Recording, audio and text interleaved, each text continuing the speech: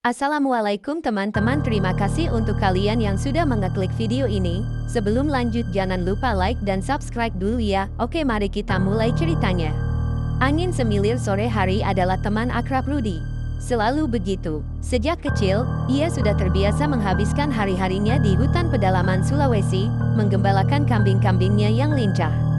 Hutan ini, bagi sebagian orang, adalah tempat asing yang menakutkan, namun bagi Rudy, ia adalah rumah kedua. Ia tahu setiap lekuk jalan setapak, setiap aliran sungai, dan setiap jenis pohon yang tumbuh. Namun, sore itu terasa berbeda. Kambing-kambingnya, yang biasanya patuh, mendadak lari tak terkendali, seolah ditarik oleh kekuatan tak kasat mata. Rudy mengejar mereka, lebih jauh dari biasanya. Ia tak peduli matahari mulai tenggelam, yang ada di pikirannya hanya memastikan kambing-kambingnya selamat. Hingga akhirnya, ia sadar ia tersesat. Hutan yang ia kenal kini terasa asing. Pohon-pohonnya tumbuh terlalu rapat, dan suara-suara binatang yang biasanya ia dengar kini digantikan oleh kesunyian yang mencekam. Tiba-tiba, ia melihat cahaya keemasan di kejauhan. Penasaran, ia mengikuti cahaya itu dan mendapati dirinya berdiri di depan sebuah gerbang kota yang megah. Kota itu adalah perpaduan antara kemewahan dan keanehan. Jalanan yang terbuat dari emas murni berkilauan di bawah cahaya rembulan. Bangunan-bangunan tinggi menjulang, dengan ukiran yang rumit dan detail yang menakjubkan. Rudy merasa seperti berada dalam mimpi. Ia mengamati sekelilingnya, dan pandangannya tertuju pada seorang wanita muda yang sedang tersenyum ke arahnya. Wanita itu mengenakan gaun yang terbuat dari sutra keemasan, rambutnya hitam legam, dan matanya memancarkan kehangatan. "Kamu terlihat bingung," sapa wanita itu dengan suara merdu. "Siapa namamu?" "Rudy," jawab Rudy, suaranya sedikit gemetar. Aku tersesat." Wanita itu tertawa kecil. "Wajar, tidak semua orang bisa sampai di sini." Ia mengulurkan tangannya. "Namaku Laras. Aku adalah penduduk asli kota ini." "Kota ini?" tanya Rudy, masih takjub. "Apa nama kota ini?" "Wentira," jawab Laras. "Sebuah kota yang hanya bisa dilihat oleh mereka yang beruntung atau terkutuk." Rudy menghabiskan malam itu bersama Laras. Mereka berjalan menyusuri jalanan Wentira yang berkilauan, membicarakan hal-hal sepele. Laras menceritakan tentang kehidupan di kota itu, tentang keindahan alamnya yang tersembunyi, dan tentang penduduknya yang ramah. Rudy, yang selama ini terbiasa dengan kesendirian di hutan, merasa nyaman. Ia tak pernah merasakan kebersamaan seperti ini sebelumnya. Laras bukan hanya cantik, ia juga cerdas dan memiliki selera humor yang bagus. "Aku tidak menyangka ada tempat seperti ini," kata Rudy, matanya berbinar. "Tempatku hanya ada hutan dan kambing." Laras tersenyum. "Hidup itu penuh kejutan, Rudy. Kadang, hal terbaik datang saat kita tak menyangka." "Tapi, mengapa aku bisa sampai di sini?" tanya Rudy. "Apakah ini benar-benar nyata?" Laras berhenti berjalan dan menatap Rudy dengan serius. "Pertanyaanmu itu sulit dijawab, Rudy. Yang terpenting sekarang adalah kau berada di sini, bersamaku." Malam itu, mereka menghabiskan waktu di sebuah taman yang dipenuhi bunga-bunga yang memancarkan cahaya.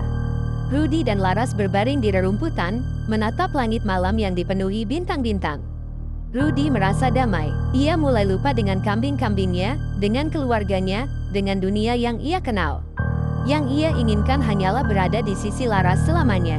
"Laras," kata Rudy dengan suara pelan. Aku tidak ingin pergi." Laras menggenggam tangan Rudy. "Tentu saja kau tidak akan pergi.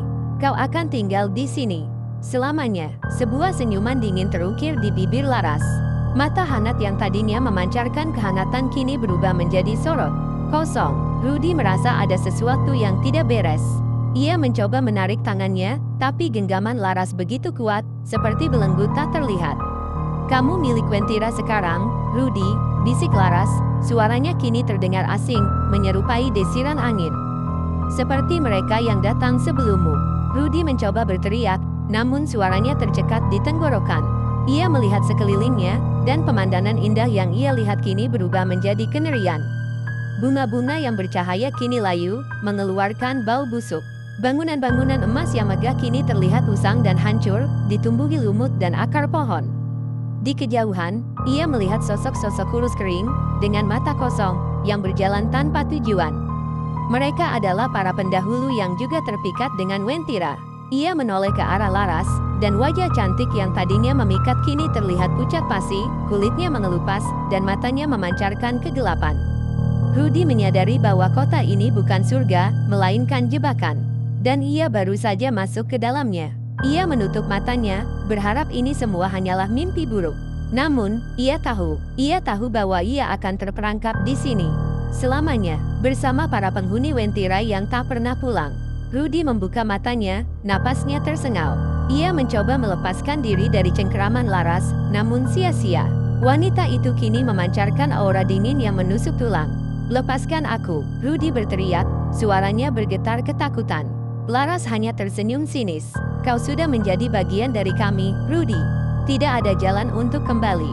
Tiba-tiba, sebuah suara berat memecah kesunyian malam. "Lepaskan dia, Laras." Rudy menoleh dan melihat seorang pria tua berjubah putih berdiri tak jauh dari mereka. Wajahnya teduh, namun sorot matanya tajam. Di tangannya, tergenggam sebuah tasbih yang terus berputar. "Ustadz," gumam Rudy, mengenali sosok itu. Ia ingat pernah melihat Ustadz Hasan, seorang tokoh agama yang dihormati di desanya, beberapa kali. Namun, ia tidak pernah berbicara dengannya secara langsung. Laras mendesis marah. "Kau lagi, Ustadz, selalu saja mengganggu kesenangan kami." Ustadz Hasan melangkah maju, tidak menghiraukan ancaman Laras. "Wentira adalah tempat yang terkutuk. Kalian menyesatkan jiwa-jiwa yang lemah dan menjebak mereka di sini. Ini adalah perbuatan yang dilarang oleh agama." Laras tertawa mengejek. "Agama? Di sini, tidak ada agama. Hanya ada kekuatan dan kesenangan."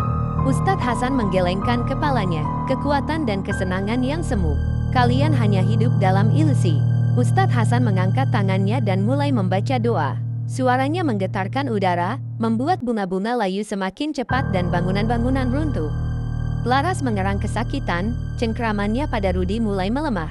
"Pergi kau," teriak Laras. "Pergi dari sini." Ustadz Hasan terus membaca doa, semakin keras dan semakin cepat. Cahaya putih terpancar dari tubuhnya, menyilaukan mata. Laras tidak tahan lagi. Ia melepaskan Rudy dan menghilang dalam kepulan asap hitam. Rudy terhuyung ke belakang, napasnya tersengal. Ia menatap Ustadz Hasan dengan tatapan penuh terima kasih. "Ustadz, terima kasih," kata Rudy dengan suara serak. "Anda telah menyelamatkan saya." Ustadz Hasan mengangguk. "Ini adalah kewajiban saya. Wentira adalah tempat yang berbahaya. Banyak orang yang tersesat di sini dan tidak bisa kembali." Ustadz Hasan menghampiri Rudy dan memegang bahunya. "Mari, kita harus segera pergi dari sini. Tempat ini semakin berbahaya." Ustadz Hasan membawa Rudy menyusuri jalanan Wentira yang hancur. Pemandangan di sekitar mereka semakin mengerikan. Sosok-sosok kurus kering meratap dan mengulurkan tangan, mencoba meraih mereka. "Jangan lihat mereka," kata Ustadz Hasan. "Fokus pada saya dan teruslah berdoa." Rudy mengikuti instruksi Ustadz Hasan. Ia memejamkan mata dan mulai membaca doa yang ia ingat. Suaranya bergetar, namun ia berusaha untuk tetap tenang. Mereka terus berjalan, menghindari sosok-sosok mengerikan dan reruntuhan bangunan. Hingga akhirnya, mereka tiba di sebuah gerbang yang tampak familiar. "Ini adalah gerbang keluar dari Wentira," kata Ustadz Hasan. "Kita sudah dekat." Namun, saat mereka hendak melewati gerbang, sebuah suara menggelegar menghentikan mereka. "Kalian tidak akan pergi." Sebuah sosok raksasa muncul di hadapan mereka. Sosok itu memiliki tubuh manusia, namun kepalanya adalah kepala ular dengan mata merah menyala. "Aku adalah penjaga Wentira," kata sosok itu dengan suara mengancam. "Tidak ada yang bisa pergi dari sini tanpa izinku." Ustadz Hasan tidak gentar. Ia melangkah maju dan menghadapi sosok raksasa itu. "Kau adalah makhluk terkutuk," kata Ustadz Hasan dengan tegas. "Kau tidak berhak menahan siapapun di sini. Lepaskan mereka yang ingin kembali ke jalan yang benar." Sosok raksasa itu tertawa mengejek. "Jalan yang benar. Di sini, hanya ada satu jalan, jalan menuju kegelapan." Sosok raksasa itu menyerang Ustadz Hasan dengan cakarnya yang tajam. Ustadz Hasan menghindar dengan lincah dan membalas dengan tasbihnya. Setiap kali tasbih itu mengenai tubuh sosok raksasa, sosok itu mengerang kesakitan. Pertarungan antara Ustadz Hasan dan sosok raksasa itu sangat sengit. Rudy hanya bisa berdiri terpaku, ketakutan. Ia tidak tahu bagaimana cara membantu Ustadz Hasan. Tiba-tiba, ia teringat akan sesuatu. Ia merogoh sakunya dan menemukan sebuah batu kecil yang ia ambil dari hutan sebelum ia tersesat. Ia tidak tahu mengapa ia mengambil batu itu, namun ia merasa batu itu memiliki kekuatan.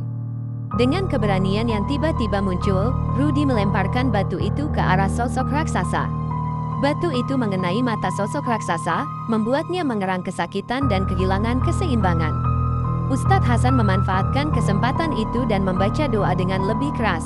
Cahaya putih terpancar dari tubuhnya dan menyambar sosok raksasa itu. Sosok raksasa itu menjerit kesakitan dan hancur menjadi debu. Ustadz Hasan terhuyung ke belakang, kelelahan. Rudy segera menghampirinya dan membantunya berdiri. "Kita harus segera pergi," kata Ustadz Hasan dengan napas tersengal. "Wentira akan segera runtuh." Ustadz Hasan dan Rudy berlari melewati gerbang dan meninggalkan Wentira. Saat mereka menjauh, mereka mendengar suara gemuruh yang dahsyat. Mereka menoleh ke belakang dan melihat Wentira hancur menjadi debu, lenyap dari muka bumi. Ustadz Hasan dan Rudy terus berlari hingga mereka tiba di sebuah sungai yang familiar. Rudy mengenali sungai itu sebagai sungai yang berada di dekat desanya. "Kita sudah kembali ke dunia nyata," kata Ustadz Hasan dengan nada lega. "Alhamdulillah." Rudy merasa sangat bersyukur. Ia memeluk Ustadz Hasan dengan erat. "Terima kasih, Ustadz. Anda telah menyelamatkan hidup saya." Ustadz Hasan tersenyum. "Ini adalah tugas saya. Sekarang, mari kita kembali ke desa. Keluargamu pasti sangat khawatir." Ustadz Hasan mengantarkan Rudy kembali ke desanya. Saat Rudy tiba di rumahnya, keluarganya menyambutnya dengan tangisan haru. Mereka telah mencari Rudy selama berhari-hari dan mengira ia telah meninggal. Rudy menceritakan pengalamannya di Wentira kepada keluarganya dan Ustadz Hasan. Mereka semua terkejut dan bersyukur bahwa Rudy telah selamat. Sejak saat itu, Rudy menjadi lebih religius dan lebih menghargai hidupnya. Ia juga sering membantu Ustadz Hasan dalam menyebarkan ajaran agama dan memperingatkan orang-orang tentang bahaya Wentira. Rudy tidak pernah melupakan pengalamannya di Wentira. Ia tahu bahwa ia telah diberi kesempatan kedua untuk hidup dan ia akan memanfaatkannya sebaik mungkin. Ia juga berjanji untuk selalu berbuat baik dan membantu sesama, agar ia tidak tersesat lagi di jalan yang salah. Oke, sekian cerita kali ini, semoga menghibur ya. Terima kasih untuk kalian yang sudah mengikuti cerita ini sampai akhir. Jangan lupa like dan subscribe untuk update video-video terbaru lainnya dari kami. Wassalamualaikum warahmatullahi wabarakatuh.